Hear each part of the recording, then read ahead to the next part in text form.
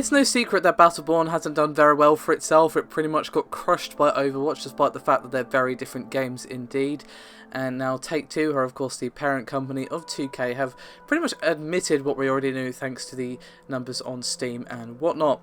And these comments come from the Take-Two CEO Strauss Zelnick, who spoke after the release of a financial report, and he admitted that Battleborn missed sales targets despite the positive reception it got at first. And he said, quote, "While the game launched to solid reviews, its performance in the market has been below our expectations." Now, Battleborn has probably hurt Take-Two and 2K in numerous ways, because not only do you have the development costs of the game itself, they obviously spent a considerable amount of money marketing the game. For example, I saw billboards in London Underground, on the side of buses, that sort of thing. You know, that kind of marketing isn't cheap. And in their financial report, Take-Two said that the operating expenses were up by $28.8 million, quote, due primarily to higher marketing expense for the launches of Battleborn and our upcoming lineup. However, it seems that despite the sort of unexpectedly low performance in sales and all that of Battleborn, they are still committed to the game. And they said, quote, "We think there remains an opportunity to grow the audience for this unique experience over time, and 2K will drive engagement and recurrent consumer spending on the title through add-on content and virtual currency."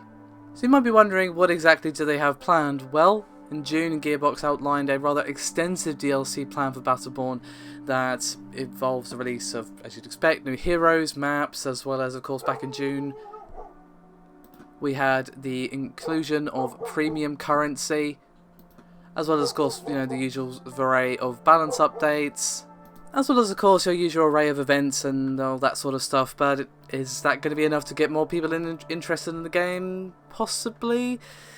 But I do have some more comments from Zelnick about the Battleborn situation, in which he said, quote, "So with regard to Battleborn, we're being very frank about where we are because we're a transparent company. We're still delivering new content to Battleborn. Audiences love Battleborn. We still have virtual currency coming to Battleborn. We're not counting it out for a minute. We're just telling you where we're at now." Now, to be honest, given how poorly this game is actually done, and how a lot of the damage has probably been done with the marketing fumbles that Gearbox and 2K and Take-Two and everybody did, it's probably got free to play in its future, to be quite frank. And that's not a assault on the game or anything. I just feel like that's what's going to happen. They fumbled in the marketing. They failed to explain how this game was different from Overwatch, and obviously they are very different, but they were being compared because, I don't know, reasons. And obviously Blizzard were very sort of tactical with the release of the beta and that sort of thing. And, you know, it was very visually busy. You know, it's not very watchable on the stream or on YouTube, for instance, and it took them a while to fix that.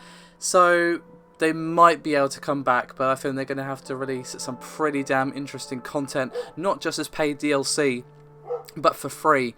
Now, I'd love to hear some thoughts from you guys, and apologies for my neighbour's dog. It is very excited, apparently. I'd love to hear some thoughts from you guys as to what they could do to attract you to the game at all, or even attract you back to it if perhaps you bought it and then were disappointed and are playing other things now. I'd love to hear some thoughts from you guys, as always, so thank you very much for watching, and I'll see you next time.